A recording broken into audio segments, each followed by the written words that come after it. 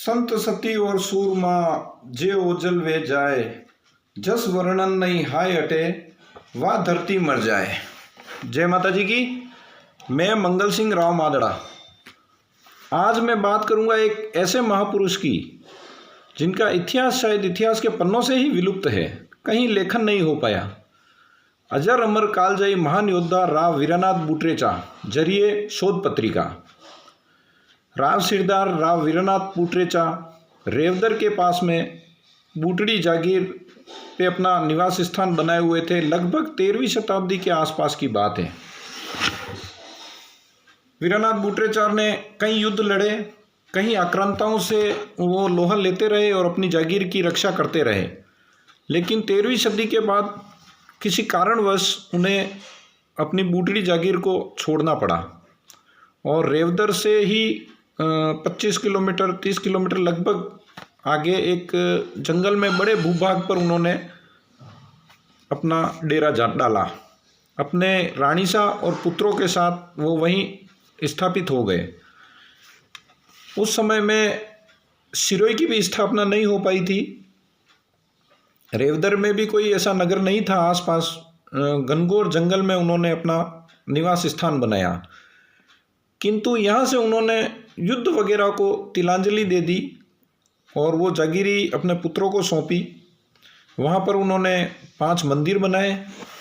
आज भी वहाँ पर 5 मंदिरों के अवशेष देखे जा सकते हैं। 5 मंदिरों की वहाँ पे उन्होंने स्थापना की। इस तरह के अवशेष आज भी मौजूद है। और राव वीरानाथ बुट्रेचा की मूर्ति वहाँ पर स्थापित मिली, घोड़े पे सवार। और शिलालेख पे कई उपाधियाँ उनको जो नाथ पंथ में दी जाती थी, जो असंख्य क्षत्रियों ने नाथ पंथ को अपनाया। राव वीरानाथ बुट्रेचा वो जागीरी पुत्रों को छोड़कर वहीं घने जंगल में संत सन्यासी की प्रवृत्ति में रहने लगे और गुरु गोरखनाथ की भक्ति में लीन हो गए। कई वर्षों तक उन्होंने वहाँ पर भक्ति की। कहते हैं गुरु गोरखनाथ ने दर्शन दिए, उन्हें असंख्य सिद्धियाँ प्राप्त हुई। और वो जागीरी पे उन्होंने 5 मंदिर जो बनाए थे, उस जगह का नाम पंचदेवल उनके द्वारा ही दिया गया है। और उन्होंने वो जागीरी अपने पुत्रों को सौंप कर पहाड़ी पर उन्होंने सैन्य सुरक्षा स्थापित की, सुरक्षा की दृष्टि से, जिसके भी आज निशान वहाँ पर मिलते हैं। एक वाव बनवाई उन्होंने, बावड़ी, जो शायद अब बंद हो चुकी है। असंख्य वर्षों से मिट्टी धरा के वो बावड़ी पूरी बंद हो चुकी है। वीरानाथ जी ने वहाँ से मेवाड़ की ओर प्रस्थान किया। तो मेवाड़, आप गुरु गोरखनाथ के भक्त बन चुके थे और महादेव की भक्ति में लीन थे, तो उन्होंने अपना निवास स्थान सीधे वो एकलिंग जी की ओर उन्होंने प्रस्थान किया। तो पुराने बुजुर्गों से किस्सा की वंदती सुनने में आती है। कोई वहाँ पे किस्सा हुआ था, द्वारपाल द्वारा दर्शन करने नहीं दिया था और कोई घटना हुई थी, वो सारी पुस्तक में लिपिबद्ध है। तो जब समाचार राणा लाखा के पास पहुँचे कि कोई ऐसे योगी आए हैं, कोई चमत्कारी है, कोई योगी जो एकलिंग जी में अभी हैं और योगियों की टोली के साथ हैं, तो महाराणा लाखा ने चित्तौड़ से अपने कुंवर मोकल को एकलिंग जी भेजा। मोकल एकलिंग जी आए और वहाँ पे कुछ टोलियों से, जोगियों की टोलियों से पता करवाया कि भाई ये कौन है। तो फिर उनको पता लगा कि ये तो कोई राव सिरदार जागीरदार राव है, जिन्होंने नाथ पंथ अपनाया है और एक योगी बन गए हैं ये।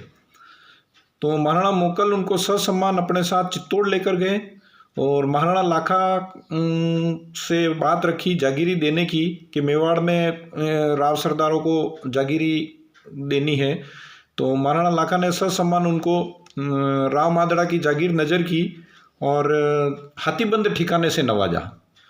तो आज भी राव मादड़ा में वो स्थान पे अवशेष मिलते हैं जहाँ पर हाथी बंधते थे। उस जगह का नाम रमणा पौड़ है, जिसके अवशेष आज भी देखे जा सकते हैं।